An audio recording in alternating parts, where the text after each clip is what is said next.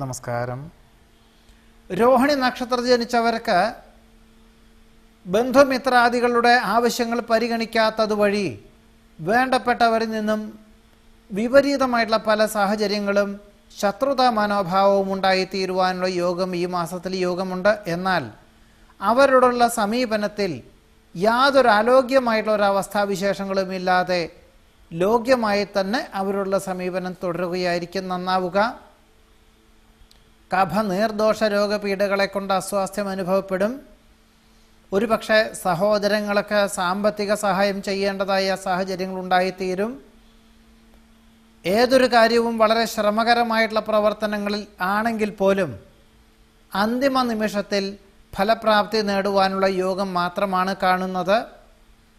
വിദേശയാത്രയ്ക്ക് സാങ്കേതികമായിട്ടുള്ള തടസ്സങ്ങൾ പല പ്രകാരത്തിലും ഉണ്ടാകുമെങ്കിലും മാസത്തിൻ്റെ രണ്ടാമത്തെ പകുതിയിലായത് ഫലപ്രാപ്തി നേടുവാനുള്ള യോഗം കാണുന്നുണ്ട്.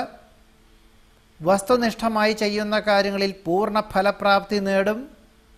ബന്ധുമിത്രാദികളുടെ ആവശ്യങ്ങൾ വേണ്ട വിധത്തിൽ പരിഗണിക്കും. കാർഷികമായിട്ടുള്ള മേഖലകളിൽ അനുകൂലമായ സാഹചര്യങ്ങൾ ഉണ്ടായിത്തീരും. ഏറ്റെടുത്ത ദൗത്യത്തിന് പൂർണ്ണത കൈവരും. വ്യാപാരത്തിൽ മാന്ദ്യം അനുഭവപ്പെടുന്നത് വഴി സാമ്പത്തിക ആവശ്യത്തിന് കടം വാങ്ങേണ്ടതായ സാഹചര്യങ്ങൾ ഉണ്ടായിത്തീരും. വ്യാവസായികമായിട്ടുള്ള മേഖലകളിൽ ഗുണനിലവാരം വർദ്ധിപ്പിക്കുവാൻ വേണ്ട നിർദ്ദേശങ്ങൾ തേടുവാനും അവലംബിക്കുവാനുള്ള അവസരമുണ്ടായിത്തീരും. സാഹചര്യങ്ങൾക്ക് അനുസരിച്ച് സ്വയം പര്യാപ്തത ആർജിക്കുന്നത് വഴി മനസ്സമാധാനമുണ്ടായിത്തീരും. ആധ്യാത്മീയ പ്രഭാഷണങ്ങളും മനസ്സമാധാനത്തിന് വഴിയൊരുക്കും. വിദഗ്ധമായിട്ടുള്ള നിർദ്ദേശം തേടി ചെയ്യുന്ന കാര്യങ്ങളിൽ പൂർണ്ണ ഫലപ്രാപ്തി നേടും.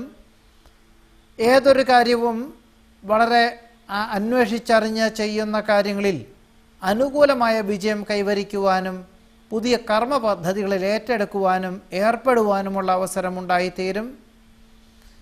മാതാപിതാക്കളുടെ അനുഗ്രഹാശിസ്സുകളോടുകൂടി ചെയ്യുന്ന കാര്യങ്ങളിലെല്ലാം പൂർണ്ണ ഫലപ്രാപ്തി നേടുവാനുള്ള സാധ്യത കൂടി രോഹിണി നക്ഷത്രക്കാർക്ക് ഈ മാസത്തിൽ വന്നു ചേരുവാനുള്ള യോഗമുണ്ട്. നമസ്കാരം.